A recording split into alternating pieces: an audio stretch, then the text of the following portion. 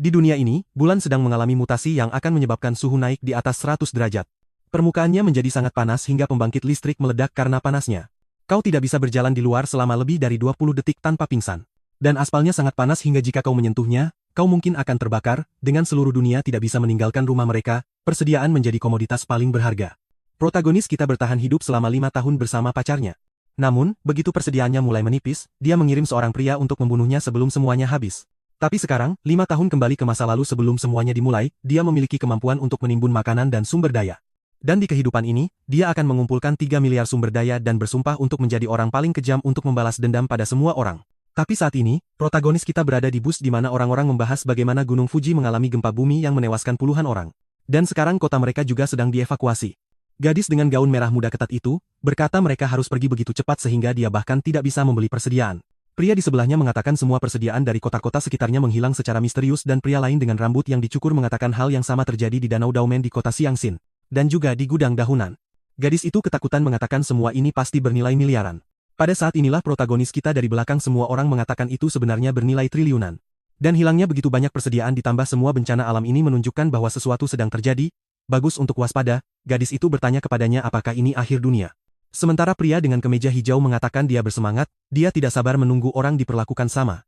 Tapi protagonis kita berpikir bahwa ketidaksetaraan hanya akan meningkat. Bahkan di akhir dunia, tidak ada hari ketika hidup itu setara. Lagi pula, dia secara pribadi mengalaminya. Di kehidupan masa lalunya, dia hanyalah seorang pengantar barang biasa. Hingga tiba-tiba kiamat dimulai dan gelombang panas melanda seluruh bumi. Lempeng tektonik bergerak dan makhluk yang tersembunyi di inti muncul ke permukaan. Seluruh dunia berubah dalam semalam dan di dunia baru ini ada tatanan baru. Dalam masyarakat dengan kelangkaan ekstrem, bahkan persediaan sederhana seperti mie instan bernilai jutaan. Dan sosis sudah cukup untuk membeli bantuan apapun. Di dunia itu, semua orang menyerah pada kenormalan. Dan sekarang setelah semua yang terjadi dalam hidupnya, dia terlahir kembali sebulan sebelum semuanya dimulai. Gadis dengan gaun merah muda itu menempel padanya dan mengatakan dia agak takut. Bisakah kau menenangkannya? Tapi dia pergi mengatakan, ada hal yang lebih penting untuk dilakukan meninggalkannya bingung di luar bus dia bertanya-tanya di kiamat apa yang lebih penting jelas. Persediaan dan sumber daya di kehidupan masa lalunya, dia menghabiskan seluruh waktunya untuk mencarinya. Tapi kali ini dia akan mempersiapkan diri terlebih dahulu. Dia bekerja di Walmart ini, dan saat ini bos mengatakan dia akan gajinya dikurangi. Dia mengatakan tidak apa-apa dan meminta maaf mengingat bahwa di kiamat pertama ketika semuanya dimulai bos tempat ini mengambil semua persediaan dan melarikan diri. Jadi sekarang sebagai kompensasi dia akan mengambilnya untuk dirinya sendiri. Dia kemudian membuka gudang dan sistem mulai mendeteksi semua persediaan terdekat dan mengirimkannya ke ruang khususnya. Area yang sangat luas dengan dimensi lebih dari 10.000 meter. Dengan kemampuan ini dia telah mencuri bahkan air dari danau dan mengambil semua persediaan dari kota. Yang akan dihancurkan. Lagi pula jika mie instan sangat berharga. Bayangkan makanan sungguhan bagian terbaiknya adalah waktu di sana dibekukan jadi itu berarti makanan tetap sempurna tidak peduli berapa lama ia berada di sana. Akhirnya dia akan memiliki sesuatu untuk dimakan. Sistem menunjukkan berapa banyak sumber daya yang diperoleh dalam aktivasi ini. Dan dia merasa bahwa setelah mengambil begitu banyak dia akhirnya siap saat ini.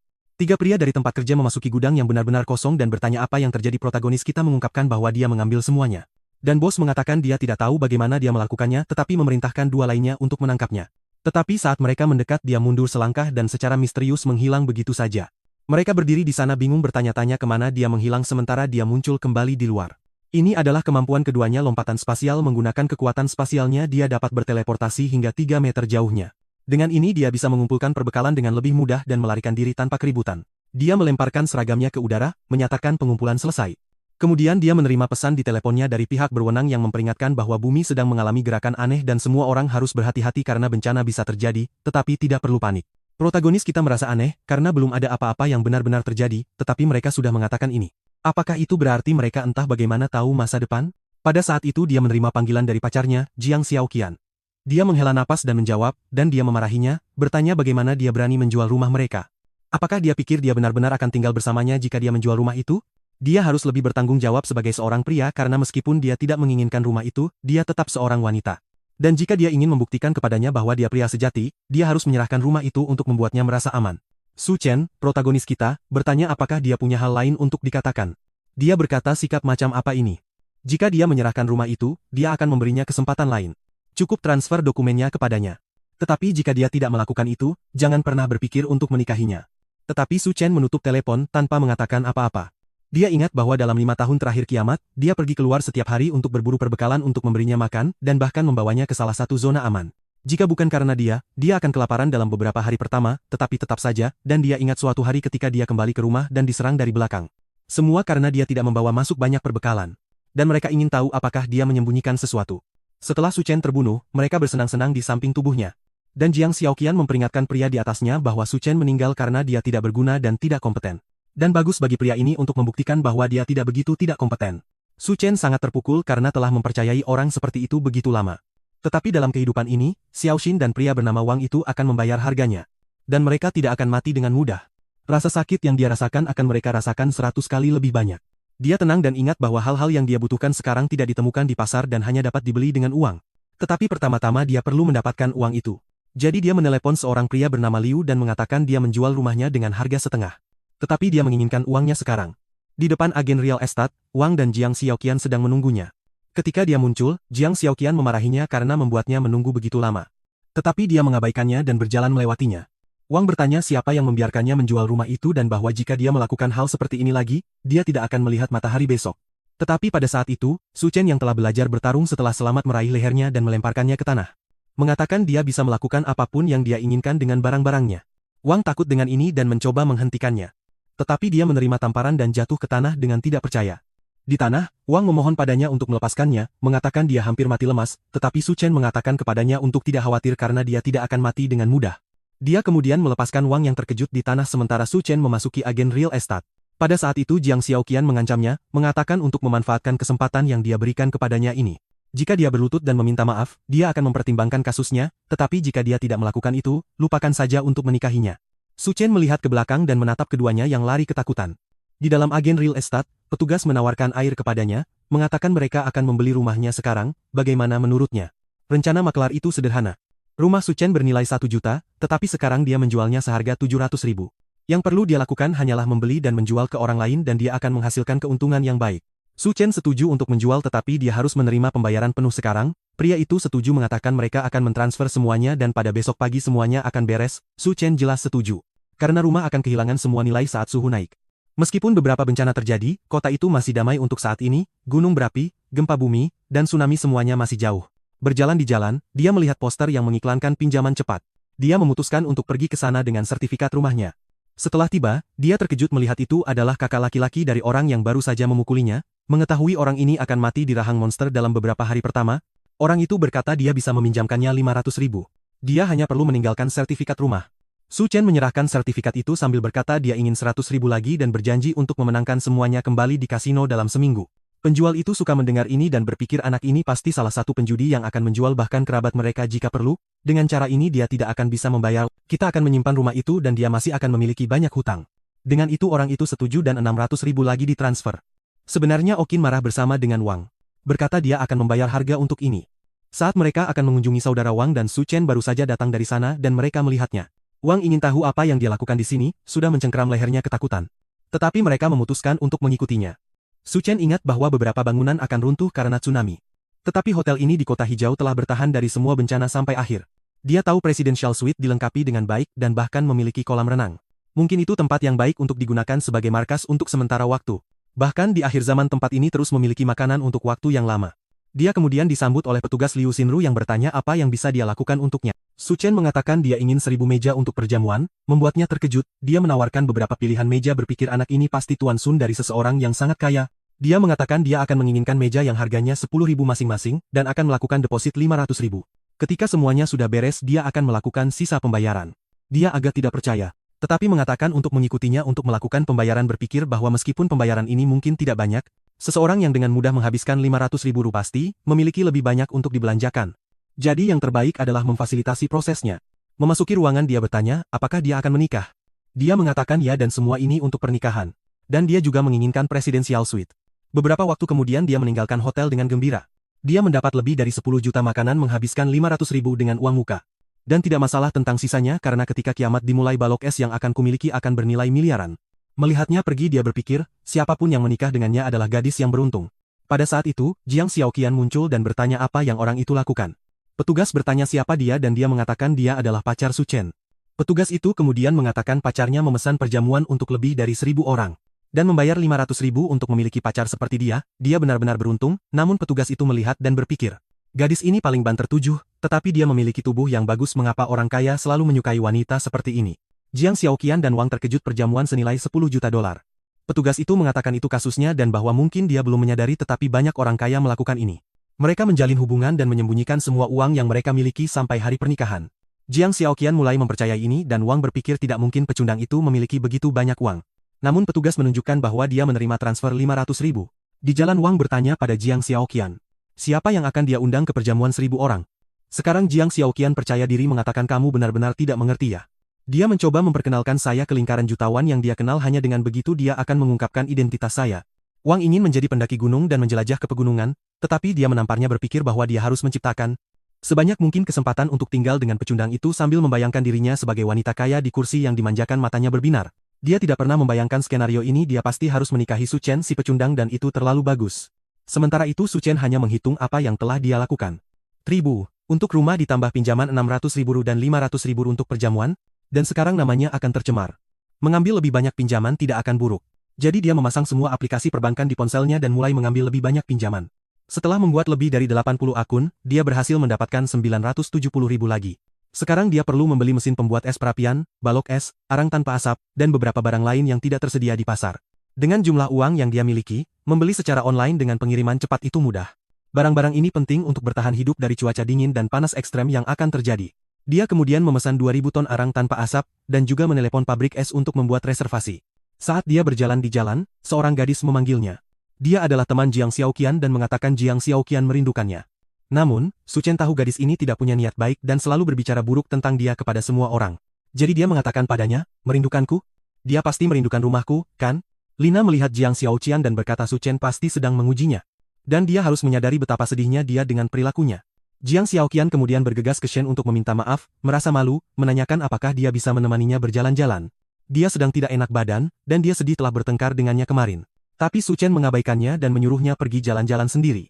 Jiang Xiaoqian mulai kehilangan kesabarannya, mengatakan dia terlalu sombong, dan Lina mengatakan dia sedang naik taksi. Ada baiknya mereka mengikutinya dan melihat apa yang sedang dia lakukan. Sementara itu Su Chen tiba di pabrik es. Pria itu menerimanya, terkesan bahwa dia masih sangat muda.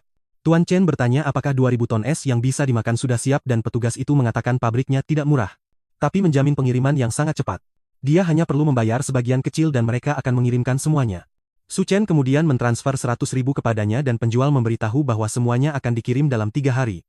Simpan uangnya, petugas bertanya mengapa dia membutuhkan begitu banyak es, apakah dia sedang menyelenggarakan acara. Jika dia mau, mereka bisa bekerja sama di masa depan dan harganya bisa dinegosiasikan. Su Chen mengatakan itu semua untuk acara amal dan pergi. Pada saat itu taksi lain berhenti dan penjual menjadi bersemangat. Tapi itu Jiang Xiaoqian yang ingin tahu apa yang dilakukan pria yang baru saja pergi itu di sini, dia bertanya karena dia adalah pacarnya. Penjual itu bingung, apakah gadis ini sedang bermain detektif? Apa yang terjadi di sini? Dia bilang dia memesan 800.000 es. Mereka berdua terkejut, Tuhantas milases. Sudah dipastikan dia memang seorang jutawan untuk melakukan hal seperti itu. Lina bertanya, apakah dia memberitahumu apa yang akan dia lakukan dengan begitu banyak es? Penjual itu berpikir, dan ingat dia berkata dia akan menyumbangkannya untuk amal. Mereka berdua menjadi takut tanpa memahami alasannya. Adegan beralih ke salah satu restoran termewah di kota. Di kehidupan masa lalunya dia tidak pernah menikmati apapun sebelumnya, semuanya hancur dan bahkan minum kopi pun adalah kemewahan. Melihat menu dia melihat semuanya cukup mahal. Dan di halaman terakhir, ada sesuatu seharga 17.000 dengan tanda tanya. Dia bertanya apa itu, dan petugas itu mengatakan itu adalah item khusus yang dibuat oleh koki mereka. Su Chen mengatakan kedengarannya bagus dan memesan. Dia ingat bahwa di kehidupan masa lalunya beberapa makhluk bermutasi. Beberapa orang berpikir itu semacam perubahan biologis. Tetapi baginya itu hanyalah makhluk yang beradaptasi dengan lingkungan baru. Pada saat itu, seorang gadis dengan rambut merah muda datang untuk mengantarkan pesanannya. Dia luar biasa dan memperkenalkan dirinya sebagai koki restoran ini. Su Chen mengenalinya sebagai chef duanya. Selama kiamat, dia dikenal sebagai koki neraka. Dia memiliki semacam kemampuan kuliner magis yang mengubah mayat menjadi sesuatu yang bisa dimakan. Dan di dunia yang serba kekurangan, tidak ada yang bisa menolak godaan. Namun, hidangan yang dibuat dengan makhluk mutan selalu berakhir membunuh orang. Melihat ekspresinya dia bertanya-tanya. Apakah dia berpikir bahwa gadis cantik seperti aku akan meracuni makanannya? Dan kemudian dia memberitahunya bahwa hidangan yang dia sajikan disebut kehidupan dua sisi. Itu adalah hidangan daging dengan persiapan berbeda di setiap sisinya. Su Chen mencobanya dan mengatakan itu benar-benar sepadan dengan 17.000 rudu. Sambil berpikir alangkah baiknya jika dia ada di rumah untuk memasak. Di luar, Lina mengatakan dia mendengar restoran ini sangat mahal. Dan Jiang Xiaoqian mengatakan dia tidak sabar untuk menjadi istri kaya. Jadi Su Chen memutuskan untuk pergi ke salah satu bar termahal di kota karena sebentar lagi itu tidak mungkin lagi. Begitu dia duduk, sekelompok gadis mengelilinginya menanyakan apa yang ingin dia minum. Dia mulai minum dengan mereka dan ketika dia melihat ke samping, ada seorang gadis duduk di sana.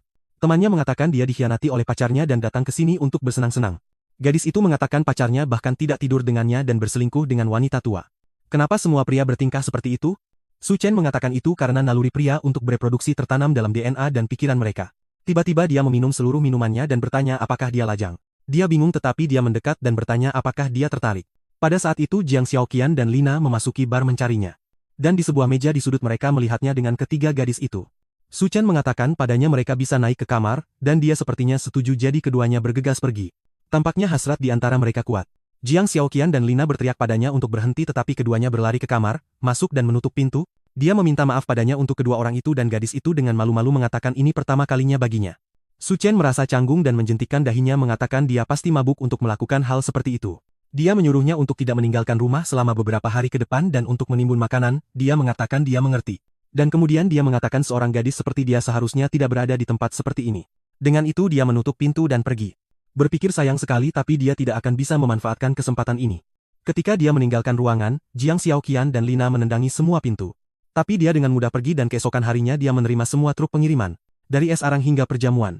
Wang bingung di tengah kerumunan bertanya-tanya mengapa Su Chen menyewa gudang sebesar itu hanya untuk menerima begitu banyak barang dan sekarang bahkan Jiang Xiaoqian mulai bingung bertanya-tanya apa yang dia lakukan. Pada saat itu Lina menunjukkan bahwa perjamuan dari Green City Hotel telah tiba. Mereka sedang memasang karpet dan mengatur semua meja dengan indah. Mungkinkah tiba-tiba sekelompok orang akan datang dan kamu akan menyatakan cintanya padanya dan melamar? Dia sekarang semua hoti mengatakan bahwa bahkan jika dia melamar dia masih akan memikirkan kasusnya. Mereka mengatakan mereka perlu melihat ketulusannya dan memutuskan untuk pergi berbicara dengannya. Dia kemudian pergi ke Su Chen dan bertanya mengapa dia membeli begitu banyak barang. Dan Su Chen mengatakan dia akan menjelaskan nanti tetapi bisakah dia membantunya mengatur semuanya. Xiao Chen takut berpikir dia bajingan karena membuat gadis yang akan segera menjadi kaya melakukan pekerjaan yang begitu berat. Lina mengatakan itu pasti semacam ujian. Untuk melihat apakah dia memenuhi syarat untuk menjadi gadis kaya, dan pada saat itu Xiao Chen mengubah sikapnya dan mengatakan dia bukan tipe wanita lemah itu. Dia tahu bagaimana menjadi lembut tetapi juga tahu bagaimana bekerja dan mulai membawa kotak-kotak itu. Tapi dia sangat marah mengatakan bahwa ketika dia menjadi wanita kaya, Su Chen akan membayar. Pada saat itu Lina datang untuk mencoba merayunya mengatakan dia akan membantu membawa kotak-kotak itu. Dalam benaknya dia yakin bahwa seseorang yang sekaya dia tidak akan hanya memiliki satu wanita kan? Selama dia menunjukkan sedikit dari apa yang dia tawarkan. Dia setidaknya bisa sedikit menikmati. Sementara itu Su Chen berpikir dia tidak bisa kehilangan tenaga kerja gratis seperti ini. Lagi pula, es dan meja yang harus disiapkan sangat banyak, mereka pasti butuh bantuan. Beberapa waktu berlalu dan akhirnya mereka menyelesaikan semuanya. Hexia Avochien bercucuran keringat dan kakinya gemetar. Katanya dia sudah membawa barang-barang sejak pagi sampai sekarang. Begitu dia menjadi istrinya, dia akan memastikan untuk mengambil semua uangnya. Lina yang terbaring di tanah juga selesai bicara, dia bilang orang sialan itu benar-benar membuat mereka membawa kotak es berat itu. Xiao Qian bilang cukup sudah tes ini, dia harus segera melamarnya dan memulai pesta, atau para tamu akan datang. Dan Lina bilang dia harus cepat karena makanannya sudah mulai dingin. Sementara itu, Su Chen memberikan sejumlah besar uang tambahan kepada semua pengantar barang, yang berterima kasih padanya dari lubuk hati mereka. Saat itu, Jiang Xiaoqian datang dan bertanya pada Su Chen. Apa kau tidak punya sesuatu untuk dikatakan padaku? Su Chen bilang iya, dia berterima kasih atas bantuan mereka. Tapi sayangnya tidak ada bayaran untuk mereka, jadi mereka bisa pergi sekarang. Jiang Xiaoqian terkejut dan menyuruhnya berhenti bercanda. Para tamu sudah mulai berdatangan, belum lagi ada 1000 meja. Kenapa dia tidak mengungkapkan saja bahwa dia ingin menikahinya, supaya mereka bisa hidup enak? Su Chen menoleh ke belakang dan berkata itu tidak mungkin baginya. Lagi pula, dia sudah menjual rumah, dan menumpuk banyak hutang. Apa Shirley mau menikah dengannya? Lina bilang itu tidak masuk akal. Bagaimana bisa seseorang tanpa uang membeli begitu banyak es? Su Chen bilang dia hanya melakukan semua ini untuk membantu bosnya yang sangat kaya, yang ingin melakukan proyek amal. Chai Oke-yun kehilangan kesabaran dan amarahnya, lalu menyerangnya sambil berkata dia sudah berbohong padanya selama ini. Dia bilang dia tidak berbohong tentang apapun. Sementara dia jatuh ke tanah dengan tatapan mengerikan, mengatakan dia hanyalah pecundang miskin yang bisa melupakan pernikahan dengannya. Su Chen bilang dia sama sekali tidak tertarik, dan dia dengan marah pergi sambil berkata dia bajingan dan akan menyesalinya. Setelah mereka berdua pergi, dia berpikir mereka akan menyesalinya begitu kiamat dimulai. Dia kemudian menutup pintu gudang untuk mulai menyimpan semuanya di ruangnya. Dengan begitu, semua persiapan akhirnya selesai. Kembali di hotel bersama Wang Dai, orang yang dia pinjami uang. Wang Hoi menarik Xiao Chen ke samping dan menyuruhnya untuk tidak memperhatikan pecundang Su Chen itu lagi, dia seharusnya tetap bersamanya saja. Dia menggertakkan giginya, mengatakan dia menantikan penampilannya malam ini. Dan Wang menyuruhnya untuk tidak khawatir, dia akan meminta kakaknya, Dahai, untuk berurusan dengan orang itu untuknya. Xiao Qian berpikir bahwa Wang sebenarnya tidak terlalu buruk, apalagi dia punya kakak yang berpengaruh. Dia jelas lebih baik dari pecundang itu. Tiba-tiba Su Chen berkata dia benar-benar mendekati siapa saja. Dia terkejut dan bertanya apa yang dia lakukan di sana. Sementara Wang menunjuk ke arahnya dan memberitahu kakaknya bahwa orang inilah yang memukulnya. Dahai bilang dia tidak menyangka itu orang ini, dan Wang bertanya apakah dia mengenal orang itu. Dahai menjelaskan bahwa anak ini meminjam 600.000 darinya dan harus membayarnya kembali besok. Wang bilang itu sempurna, mereka bisa menyelesaikan dua masalah ini. Xiao Qian sekarang dengan senang hati mengatakan dia benar-benar menyingkirkan seorang pecundang, terutama yang berhutang uang kepada kakak Dahai. Su Chen bilang sangat tidak mungkin untuk makan enak di tempat itu. Dan Dahai mengingatkannya bahwa tanggal pembayaran adalah besok. Kenapa dia ada di hotel ini bertingkah seolah semuanya baik-baik saja? Wang berteriak pada kakaknya untuk bahkan tidak berbicara dengan orang ini karena dia telah memukulnya. Xinru kemudian muncul dan bertanya apa yang terjadi dan apakah mereka bisa menyelesaikannya. Dahai bilang jika dia memaksa anak itu untuk berlutut dan meminta maaf, mereka bisa membiarkannya lolos untuk hari ini. Dia kemudian bertanya pada Su Chen apa yang terjadi, dia bilang itu hanya beberapa hama yang mengganggunya. Dahai kemudian menggebrak meja, mengatakan dia hanya tenang karena pembayarannya jatuh tempo besok. Tapi dari jauh, seorang pria dengan janggut kambing bertanya apa yang terjadi dan siapa yang membiarkannya membuat masalah di sini. Su Chen dan Dahai mengenali pria ini sebagai Gao Kang. Dahai mulai meminta maaf, bertanya apa yang dia lakukan di sini. Gao Kang bilang dia punya urusan penting untuk dibicarakan hari ini dan dia tidak ingin membuat masalah. Dahai tahu orang ini pengusaha tapi terlibat dalam berbagai kegiatan dunia hitam. Dan dia punya banyak anak buah, jadi sebaiknya jangan melawannya. Dan dengan itu dia minta maaf dan bilang akan kembali nanti. Su Chen mengenali orang ini sebagai Skull Crusher. Dan di kiamat, orang ini menjadi salah satu kekuatan paling dahsyat. Bahkan dia punya bos neraka yang bekerja untuknya. Su Chen ingat hotel ini adalah salah satu tempat pertama di mana beberapa orang dengan kekuatan muncul dan mungkin dia jadi sekuat ini karena sesuatu yang akan terjadi di sini. Gao Qiang menatapnya sementara Su Chen berpikir kesempatan apapun yang muncul di hotel ini akan dia rebut nanti. Gao Qiang membawa dua nyawang untuk bertemu seseorang bernama Tuan Sun. Dan dia bertanya apa yang ingin orang itu bicarakan dengannya. Tuan Sun bilang, dia sudah lama ingin bertemu dengan nona duanya yang menawan dan kemudian menyuguhkan minuman. Duanya Ye menyadari ada sesuatu yang salah dengan gelas itu, jelas mengandung semacam obat. Sementara Su Chen ingat di kehidupan sebelumnya dia bersembunyi di ruang bawah tanah bersama Xiao Qing dan nyaris selamat. Dia tidak pernah menyangka di kehidupan ini dia akan menendangnya, dan dia masih akan mengikutinya ke sini. Tapi ini adalah kesempatan sempurna untuk balas dendam. Sambil melihat ke kolam tempat kedua bersaudara itu akan menyegarkan diri. Berkata bahwa malam ini terasa anehnya panas tapi sepadan karena para gadis akan datang dengan bikini. Mereka kemudian muncul dan melihat bulan sambil berkata bulannya anehnya terang. Bersinar seterang matahari siang. Pada saat itu Wang menyatakan cintanya padanya. Sementara Su Chen di kamar mengatakan cinta mereka benar-benar akan meledak. Dengan gelas menghadap bulan dia menyambut kiamat. Bulan kemudian mulai bergetar dan memancarkan aura merah. Semua orang di luar merasakan sesuatu yang aneh dan kulit mereka mulai terbakar. Mereka semua mulai berlari kembali ke hotel sambil berkata ada yang tidak beres. Kenapa cahaya bulan membakar begitu hebat? Di dalam hotel orang-orang kebingungan. Ini malam tapi sangat terang. Pada saat itu mereka bertiga berlari dan semua orang ketakutan.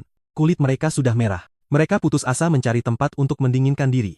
Mereka kemudian melihat akuarium, berlari ke sana, menjatuhkannya, dan melompat ke dalamnya untuk meredakan rasa sakit. Staf hotel bertanya apa yang terjadi, dan di mana saudara Dahai. Pada saat itu Wang ingat saudaranya yang muncul di pintu dengan kulitnya yang terbakar. Di kamar Tuan Sun bertanya pada duanya kenapa dia tidak minum, dan Gao Kinang berkata mereka sudah menyiapkan jamuan makan jadi kenapa mereka tidak pergi ke sana sekarang. Tapi Tuan Sun mengatakan kepadanya bahwa di kota ini tidak ada yang bisa menolak untuk meminum wang yang dia tuangkan ke dalam gelas. Duanya marah berpikir Gao Qiang menjebaknya. Dia sangat ingin meningkatkan status sosialnya sehingga dia menyerahkannya kepada Tuan Sun ini. Dia tahu Sun Debiao ini dengan sangat baik, dia adalah pria yang tak terkalahkan di kota Shanggu dan telah menyakiti banyak wanita. Dan hari ini dia menjadi targetnya, dia sangat yakin ada sesuatu yang salah dengan Wang ini. Jadi dia tidak bisa meminumnya tapi apa yang akan dia lakukan? Tepat pada saat itu bulan mulai membakar mereka bertiga dan mereka menutup tirai bertanya-tanya apa yang terjadi. Tuan Sun berkata sebaiknya mereka turun untuk memahami lebih baik dan duanya merasa lega bisa keluar dari situasi itu. Di lobi Xinrui mencoba menenangkan semua orang dengan mengatakan tim penyelamat pasti akan datang. Gao Qiang bertanya pada salah satu anak buahnya apa yang terjadi. Dia menjelaskan bahwa tiba-tiba bulan bersinar merah dan suhu di luar naik lebih dari 70 derajat. Dalam berita mereka mengatakan bahwa banyak orang sudah terluka dan terbakar. Tuan Sun menelepon menteri dan meminta mereka mengirim seseorang untuk menjemputnya. Namun beberapa saat kemudian dia memberitahu Gao Kang bahwa sayangnya sepertinya mereka mengalami beberapa masalah dan tidak akan bisa datang. Sementara itu Dahai kesakitan dengan seluruh kulitnya terbakar. Orang-orang mencoba mengoleskan salep luka bakar tapi itu tidak cukup, belum lagi dia perlu dibawa ke rumah sakit. Namun, dengan suhu Dahai di luar, mustahil baginya, katanya dia akan menelepon temannya untuk menjemputnya, temannya menjawab telepon mengatakan dia berada di tengah antah berantah. Tapi baiklah, dia akan datang. Begitu keluar dari garasi, dia melihat terlalu panas dan menjadi bingung. Panasnya begitu dahsyat hingga ban-bannya meledak, dia keluar dari mobil, menelepon temannya untuk memberitahunya bahwa dia akan terlambat, dan melarikan diri. Namun, sol sepatunya meleleh dan dia terpeleset lalu jatuh ke tanah. Melihat ke samping, dia melihat orang lain tergeletak di sana, sudah menjadi mayat kering. Dia ketakutan dan mencoba bangun tanpa menyadari bahwa separuh wajahnya sudah menempel di aspal. Semua orang di hotel terkejut ketika dia berteriak di telepon. Sementara itu terjadi, protagonis kita berada di kamarnya dengan suhu terkendali. Dia tidur nyenyak di tempat tidur dan pengumuman pemerintah sudah dibuat. Karena panas yang dahsyat yang dipancarkan oleh bulan. Suhu telah naik lebih dari 75 derajat. Dengan tanah mencapai lebih dari 100 derajat. Peristiwa itu telah mengakibatkan ratusan korban jiwa. Mohon tetap di dalam ruangan untuk menghindari luka bakar pada kulit dan pernapasan. Pada saat itu, salah satu pembangkit listrik meledak karena panas berlebih, memutus beberapa komunikasi. Dahai mengatakan dia kehilangan kontak dengan teman-temannya. Sementara semua orang berada di kamar terakhir yang tersisa di hotel, Xiao Qian dan Lina mengeluh bahwa mereka tidak ingin tinggal di kamar yang penuh dengan pria. Namun pada saat itu listrik padam. Dan dengan itu, AC juga berhenti berfungsi dan semua orang mulai melepas baju mereka karena kepanasan. Jiang Xiaoqian, ingat bahwa kamar Suchen memiliki kolam renang. Sementara itu, protagonis kita berenang dengan tenang. Dia sudah tahu listrik akan padam karena ledakan di pembangkit listrik. Dan itulah juga mengapa dia memilih kamar khusus dengan kolam renang. Selain AC vertikal dan baterai raksasa untuk memastikan suhu tetap terjaga. Tapi dia juga kekurangan es di sini, dia berganti pakaian, duduk di sofa berpikir ini sangat menyenangkan, sekarang dia lapar jadi dia menyiapkan perjamuan di atas meja. Karena ini hari pertama kiamat, dia membutuhkan sarapan kecil. Sambil bertanya-tanya kapan Go Chan akan memiliki kesempatan untuk mendapatkan kekuatan. Seseorang mengetuk pintu mengatakan mereka tahu dia ada di sana. Protagonis kita tahu bahwa dengan kekuatan untuk berteleportasi dan persiapan yang dia buat, dia tidak perlu khawatir, jadi untuk menimbulkan amarah dan iri hati, dia memutuskan untuk membuka kamar. Begitu pintu mulai terbuka, angin dingin keluar dan semua orang merasakan kelegaan yang tak terlukiskan, bertanya-tanya mengapa terasa begitu nyaman di sana dan mengapa dia memiliki AC. Su Chen bertanya apakah mereka membutuhkan sesuatu. Wang menunjukkan kepada semua orang bahwa dia memiliki es, kolam renang, makanan, dan listrik. Lina dan Jiang Xiaoqian mulai berteriak padanya, bertanya bagaimana dia berani membiarkan mereka terbakar di luar sepanjang hari sementara dia hidup dalam kemewahan. Sebaiknya kau tinggalkan kamar itu sekarang, Dahai memberitahunya, saatnya membayar kembali semua yang dia hutangkan, jadi sebaiknya dia menyerahkan kamar itu. Tapi saat dia melangkah ke kamar, dia terkena tembakan di perut. Dahai terkejut saat melihat lukanya. Dan Su Chen memperingatkan bahwa jika dia mengambil langkah lain, dia akan mati. Semua orang gemetar sekarang, apakah dia benar-benar punya pistol? Dahai marah bertanya dari mana dia mendapatkan itu, tetapi tembakan lain terdengar di kamar dan semua orang ketakutan ketika Dahai jatuh ke tanah. Sekarang dengan luka di kakinya. Su Chen menunjuk keluar mengatakan siapapun yang ingin mati bisa tinggal di sana dan dia akan memberi mereka 3 detik. Siapapun yang berada di garis pandangnya akan pergi ke kehidupan berikutnya, sementara itu Gao Kan sedang berbicara dengan Liu Xinru. Bertanya bagaimana mungkin hotel sebesar itu tidak memiliki makanan. Dia meminta maaf mengatakan mereka baru-baru ini mengadakan perjamuan untuk lebih dari 1.000 orang dan bahan-bahan serta makanan dijadwalkan tiba hari ini. Pada saat ini Tuan Sun menuangkan air ke tubuhnya memerintahkannya untuk membawa semua air dan makanan yang dia miliki segera. Keluarga-keluarga mulai marah dengan pemborosan air yang dia sebabkan dan perang pecah di lobi. Tepat pada saat itu Dahai tiba dengan luka-lukanya dan semua orang memperingatkan bahwa Su Chen menembak seseorang. Melihat luka itu, Gao Han bertanya apakah ada seseorang dengan pistol di tempat ini. Sepertinya ada orang kuat yang tinggal di atas. Xiao Chun kemudian memberitahu semua orang bahwa kamar Su Chen memiliki listrik, AC, dan bahkan kolam renang. Orang-orang mengelilinginya bertanya apakah dia tidak berbohong, jika dia yakin, dia menegaskan mereka dapat mempercayainya, dia bahkan memiliki es batu dan banyak makanan. Jadi semua orang memutuskan untuk pergi ke kamarnya. Sementara itu, Gao Han mengirim salah satu anak buahnya untuk melihat juga. Sekali lagi dia membuka pintu menanyakan apa yang mereka inginkan dan semua orang merasakan udara sejuk menyegarkan menyentuh kulit mereka. Sepertinya surga di sana, kerumunan di luar memohon padanya untuk berbaik hati dan menjaga para lansia. Menyatakan bahwa karena ini darurat hotel, dia harus berbagi semua yang dia miliki dengan semua orang.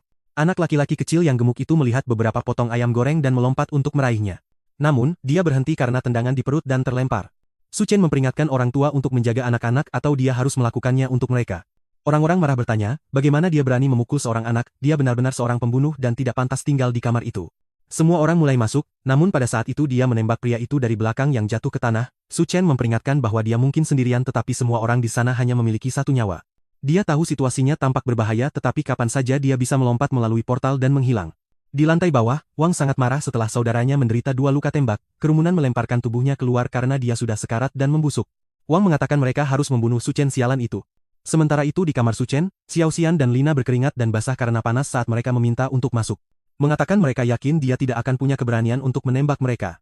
Dan bahwa mereka sangat mencintainya dan yakin dia mencintai mereka. Jika dia membiarkan mereka tinggal di sana sebentar, mereka berjanji untuk bergabung dengannya dalam petualangan 2 lawan 1 sepanjang malam. Su Chen mengatakan bahwa karena mereka ingin bekerja sama dengan begitu bersemangat, dia akan membiarkan mereka masuk, mereka semua senang dan tidak percaya. Tetapi tiba-tiba Wang lewat di antara mereka memukul mereka mengatakan dia akan membunuhnya ketika dia hendak menyentuh Su Chen. Dia menerima pukulan di wajah, bertabrakan dengan keduanya dan semua orang jatuh ke tanah. Wang dipukuli di pelukan mereka takut untuk memasuki ruangan dan Su Chen berkata pergilah dari sini. Mereka pergi dan dia mengatakan dia hanya bermain-main untuk saat ini tetapi jika ada yang mencoba sesuatu, robot artileri yang telah dia pasang akan menyelesaikan semuanya dalam hitungan detik. Tank terlihat di luar hotel dan semua orang percaya itu adalah tim penyelamat. Mereka pergi bersenjata dan mengenakan pakaian pelindung, setelah memasuki hotel mereka bertanya apakah ada seseorang bernama Liu Xinru di sana. Pria itu memperkenalkan dirinya. Dan mereka kemudian menyuruhnya untuk mengenakan pakaian isolasi dan ikut bersama mereka, semua orang meminta untuk diselamatkan bersama. Namun, tentara itu meyakinkan mereka untuk tetap tenang. Operasi penyelamatan akan berlangsung malam ini pada tengah malam di Silicon Valley Square. Para penduduk merayakan mengatakan pemerintah benar-benar tidak meninggalkan mereka. Sementara itu Tuan Sun mengatakan dia akan membayar 1 miliar jika mereka membawanya sekarang. Namun dia ditahan oleh salah satu tentara yang menyuruhnya untuk tidak ikut campur dalam operasi tersebut. Tuan Sun menyuruh Gao Kang untuk melakukan sesuatu tetapi jelas dengan begitu banyak yang diarahkan padanya tidak mungkin pada saat itu, Jiang Xiaoqian meraih salah satu tentara dan mengatakan ada seorang pembunuh yang tinggal di lantai atas. Dan Lina mengatakan dia sudah membunuh banyak orang dan akan segera menghabisi semua orang di sini. Mereka perlu menyelamatkan orang-orang di hotel. Seorang tentara bernama Xiao Feng kemudian mengatakan dia akan melihatnya dan temannya menyuruhnya untuk berhati-hati dan tidak bertindak impulsif. Dia mengambil senjatanya dan mulai menaiki tangga menuju kamar. Sementara Jiang Xiaoqian berpikir ini adalah situasi yang sempurna. Begitu orang ini membunuh Su Chen, dia akan mencuri kamar itu untuk dirinya sendiri. Xiao Feng dengan hati-hati berjalan menyusuri lorong mengamati setiap sudut sampai dia melihat sebuah kamera menatapnya. Tiba-tiba Su Chen membuka pintu dan melemparkan flashbang. Sebelum dia bisa mengerti apa yang terjadi, itu meledak di wajahnya membutakannya. Gas tidur jatuh di kakinya, dan ketika dia berjongkok Su Chen muncul dari belakang dan memukul kepalanya. Beberapa waktu kemudian dia bangun di sebuah ruangan tidak mengerti apa yang terjadi dan mengapa begitu dingin. Su Chen mengatakan kepadanya namamu adalah Xiao Feng dan kamu adalah seorang kapten pasukan khusus. Sekarang setelah kamu bangun mari kita bicara. Xiao Feng melihat sekeliling pada es batu dan bertanya apa yang terjadi di sini siapa dia dan dari mana dia mendapatkan granat dan senjata itu. Su Chen mengatakan dia hanyalah orang biasa yang baru saja lulus dan dia mendapatkan senjata itu dalam perjalanan ke Timur Tengah. Su Chen kemudian bertanya apakah pemerintah menetapkan titik penyelamatan untuk besok pagi dan Xiao Feng terkejut dengan fakta bahwa dia sudah mengetahui informasi itu. Dan menyadari itu semua akan sama seperti di kehidupan masa lalu dan memperingatkan Xiao Feng bahwa meskipun suhu lebih rendah pada tengah malam, orang tidak bisa tahan lebih dari 10 menit di luar. Sebagian besar akan mati hanya karena mencoba mencapai titik penyelamatan. Xiao Feng bilang, mereka tidak punya pilihan karena banyak orang kelaparan di rumah mereka, dan tidak tahan panas lagi. Satu-satunya kesempatan mereka adalah mencapai titik penyelamatan. Dan karena sulit untuk memodifikasi kendaraan, tidak ada waktu untuk menyelamatkan semua orang di dalam ruangan. Setidaknya jika mereka menutupi kepala mereka dengan selimut, mungkin mereka bisa berhasil. Su Chen kemudian tiba-tiba meletakkan tangannya di bahunya dan menodongkan pistol. Xiao Feng memintanya untuk tenang dan mengatakan bahwa yang dia inginkan hanyalah memperingatkan semua orang untuk pergi dengan selimut. Su Chen kemudian memotong tali dan mengatakan dia bebas karena dia menghormati fakta bahwa dia menyelamatkan nyawa. Tapi bagus dia tidak mencoba masuk ke sini lagi. Xiao Feng bertanya apakah dia tidak takut dia akan kembali dengan orang lain, tetapi Su Chen menunjukkan kepadanya bahwa tidak perlu takut, dan Xiao Feng langsung mengenalinya. Itu adalah kamera pengenal wajah, dan itu membuat senapan mesin otomatis. Dia ingin tahu dari mana Su Chen mendapatkannya, tetapi Su Chen mengatakan dia sudah mengatakan Timur Tengah. Sekarang sebaiknya dia meninggalkan ruangan karena dia tidak punya waktu untuk berurusan dengan ini lagi. Xiao Feng menerima dan kembali ke Tang. Tuan Sun marah berpikir bahwa bahkan prajurit sialan itu tidak bisa berurusan dengan orang itu.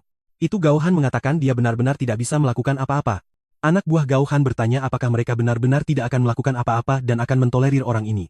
Gao Han menjelaskan bahwa setelah semua orang diselamatkan, mereka masih membutuhkan koneksi. Berbahaya untuk bertindak sekarang, pada saat itu Su Chen muncul dan mengatakan di saat-saat kekacauan Anda masih bermimpi untuk memulihkan ketertiban. Anak buahnya marah tetapi Gao Han menyuruhnya untuk tenang dan bertanya mengapa Su Chen turun. Su Chen kemudian menunjukkan sim ber-es mengatakan dia datang ke sini untuk bernegosiasi. Anak buahnya memberitahu Gao Han ada baiknya membunuh anak itu sekarang dan mengambil semua yang dia miliki di ruangan itu. Tetapi Su Chen menodongkan pistol dan orang itu menyerah pada ide itu. Gao Han kemudian mengatakan mereka harus membicarakan bisnis dan dia menyerahkan es yang bisa dimakan kepada mereka berdua ketika mereka memakannya mereka terkesan dengan betapa lezatnya itu. Gao Han sekarang juga ingin membunuh Su Chen untuk mengambil semua yang dia miliki. Tetapi pertama-tama mereka akan memenuhi tuntutannya. Pada saat itu, Tuan Sun menendangnya di perut. Mengatakan dia pembohong sialan karena menyembunyikan es batu itu dan mulai menginjaknya mengatakan jika dia menyembunyikan sesuatu yang lain, dia akan mati. Gao Han kehilangan akal. Dan Tuan Sun melihat duanya duduk mengatakan dia adalah gadis yang sangat sederhana. Semua orang akan mati karena panas dan dia bahkan tidak memiliki keberanian untuk melepas pakaiannya. Tetapi dia meraih lengannya mengatakan dia lelah melihat sikapnya dan dia sedang ingin melakukan hal-hal tertentu. Jadi sebaiknya dia mengikutinya, duanya menampar wajahnya menyebutnya bajingan, tetapi tiba-tiba Tuan Sun merobek bajunya mengatakan untuk ketidaktaatannya. Dia akan mengambil keuntungan terlebih dahulu dan kemudian semua orang akan melakukan apa yang mereka inginkan. Dia jatuh ke tanah ketakutan, dan dia mengatakan dia berkeringat banyak, dan dia hanya membantunya. Sampai Gao Han muncul di belakangnya mengatakan cukup dari ini. Sun berbalik untuk mengatakan sesuatu. Tetapi Gao Han meninju lehernya dengan tangan tertutup, mematahkannya secara instan. Dia jatuh ke tanah mati dan Gao Han mengatakan Su Chen benar. Memang tempat ini sudah kacau dan orang-orang seperti dia harus mati bersamanya. Dan kemudian memperingatkan bahwa tempat ini sekarang di bawah kendalinya. Siapapun yang tidak ingin patuh akan pergi ke titik penyelamatan atau mati di sini. Di lantai atas Su Chen mengamati mengatakan bahwa tampaknya kata-katanya efektif. Gao Han sudah menjadi bos tempat ini di kehidupan masa lalu, jadi kami hanya mempercepat segalanya dan dengan itu mereka berdua sudah diusir. Gao Han kemudian mulai meminum es yang diberikan Su Chen kepadanya. Sementara Xiao Qian dan Lina memohon sepotong kecil mengatakan mereka akan melakukan apapun yang dia inginkan. Dia melemparkannya kepada mereka mengatakan tidak apa-apa. Dia akan memberi mereka beberapa tetapi mereka sebaiknya mematuhi setiap permintaan. Anak buahnya bertanya, apakah mereka tidak pergi ke titik penyelamatan dan Gao Han mengatakan itu terlalu jauh. Tidak pasti mereka akan selamat. Anak buahnya bertanya, mengapa dia menginginkan wanita-wanita ini jika mereka kehabisan sumber daya? Gao Han bilang ini semua bagian dari rencana untuk menghadapi Su Chen tengah malam. Lina dan Jiang Xiaoqian mencoba pergi dengan menutupi diri dengan selimut. Tapi anak buahnya datang dan mengambil semuanya. Jiang Xiaoqian bertanya apa yang dia pikir sedang dia lakukan. Tapi anak buah itu memperingatkan bahwa sekarang mereka sudah mengambil esnya, mereka harus tinggal bersamanya untuk sementara waktu. Mereka yang memutuskan untuk tidak mematuhi Gao Han karena dia tidak menyediakan perbekalan sedang mencoba mencapai titik penyelamatan. Tapi meskipun sudah tengah malam, tanahnya jauh lebih panas dari yang mereka bayangkan. Mereka mencoba melindungi kaki mereka dengan sepotong kayu, tapi itu membuat mereka sulit berjalan dan salah satu dari mereka tersandung saat bersentuhan dengan tanah. Tangan dan wajah mereka meleleh, meninggalkan yang selamat untuk mati. Sementara itu, tubuh Hai yang terbakar di tanah sampai sekarang terbangun dengan mata merah dari balkon. Su Chen mengamati semuanya. Mengingat bahwa di kehidupan masa lalu dia hampir mati dalam perjalanan ini. Jiang Xiaoqian dan Lina bilang mereka bisa melakukan apapun yang dia inginkan, tapi kenapa mereka tidak pergi ke kamar saja? Anak buah itu bilang mereka terlalu malu, tidak perlu mencoba bersembunyi. Tapi tiba-tiba kaca pecah dan dua pria gemuk yang terbakar datang mengejar semua orang. Wang mengira mereka adalah zombie dan bertanya apakah mereka akan berubah juga jika digigit. Gao Han bilang mereka perlu mencari tahu, lalu meraih lehernya dan melemparkannya ke dua makhluk itu. Punggung Wang terbakar hanya dengan bersentuhan dengan makhluk itu dan Su Chen muncul dengan pedang. Menyuruh semua orang untuk minggir. Anak buah itu tidak percaya dia ingin berurusan dengan monster-monster ini dan Gao Han sangat ingin berpikir bahwa begitu Su Chen membunuh keduanya, mereka akan membunuhnya dan mengambil semuanya darinya. Su Chen tahu bahwa tubuh yang terpapar panas berubah menjadi zombie, tetapi mereka tidak menyebarkan virus apapun. Bisa dibilang mereka lebih seperti iblis kekeringan. Perbedaannya adalah iblis-iblis ini menyimpan beberapa ingatan dari kehidupan masa lalu mereka. Su Chen berdiri diam dan Tuan Sun melewatinya dan pergi menuju Gao Han. Itu karena dia dibunuh olehnya. Tapi Dahai dibunuh oleh Su Chen dan menyerangnya. Namun melihat situasi ini, dia yakin bahwa ada kesempatan bagi Gao Han untuk membangkitkan kekuatan.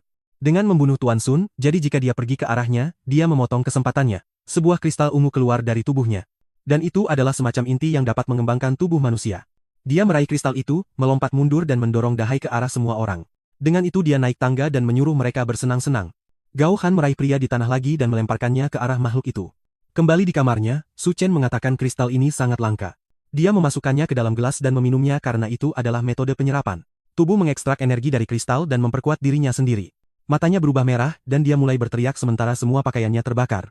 Dia jatuh di tanah di atas balok es sementara di lobi iblis kekeringan telah menghabiskan semua air mereka.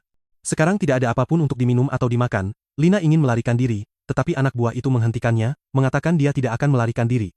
Pada saat itu Lina mengatakan mereka harus menggunakan Jiang Xiaoqian. Dia adalah istri Su Chen, dan jika mereka melemparkannya ke pintu, sudah pasti dia akan membukanya dan kemudian mereka dapat mencoba mencuri sesuatu darinya. Anak buah itu mengatakan itu ide yang bagus dan Jiang Xiaoqian mengatakan dia akan membantu, tetapi dia ingin makan daging dulu. Anak buah itu mengatakan tidak ada daging karena lemari es sudah mati selama berhari-hari. Gao Han menatapnya dan bertanya apakah dia ingin daging, maka dia punya solusi. Mereka menahan Lina dan dia memperingatkannya bahwa jika dia mau, dia harus melakukannya. Jiang Xiaoqian terkejut bertanya apakah dia bermaksud mereka akan memakan dagingnya. Sementara Lina gemetar, Jiang Xiaoqian pergi ke arahnya. Lina memohon mengatakan apa yang kamu lakukan, kamu tidak akan melakukan itu kan? Tetapi Jiang Xiaoqian pergi ke wajahnya dan mengatakan dia baru saja mengkhianatinya dengan berbicara tentang dia menjadi istri Su Chen. Karena dia melakukan itu, dia pantas mendapatkannya dan kemudian menyerang 3 kali. Gao Han dan anak buahnya bahkan takut melihat bagaimana dia melakukan itu tanpa ragu-ragu.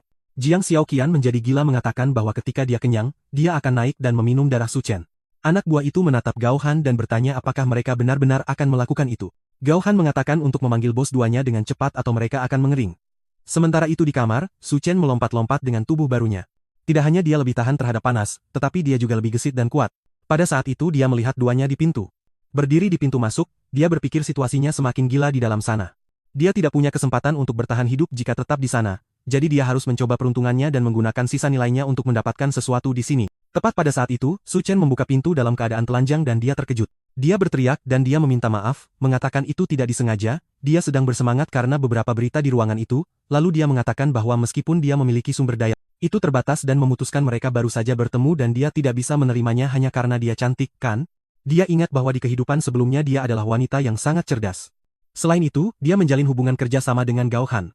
Namun, meskipun dia sudah berpikir untuk memilikinya di sekitar, suasananya terasa aneh sekarang. Duanya kemudian memberitahunya bahwa dia bukan hanya seorang juru masak, dia juga seorang dokter yang telah bekerja sebagai ahli bedah selama 3 tahun. Dia berpikir bahwa kamarnya sangat lengkap, tidak hanya memiliki listrik, tetapi juga memiliki es dan makanan. Dia perlu menunjukkan nilainya untuk tetap di sini, di sofa ini. Su Chen mengakui bahwa menjadi seorang dokter memang tawaran yang bagus. Namun, seperti yang dia tahu, sumber daya sangat langka dan tidak pasti apakah mereka akan bertahan hidup sampai besok. Merasa tidak yakin setelah mendengar ini, dia mengatakan bahwa selama dia tidak mengusirnya dari kamar, dia akan melakukan apapun yang dia inginkan. Setelah mendengar tawaran ini, Su Chen segera menyatakan bahwa ini adalah rumah barunya. Dia merasa malu, berpikir dia mengatakannya sedikit terburu-buru dan tidak sengaja. Su Chen memperingatkannya bahwa satu-satunya pilihannya adalah bersikap baik.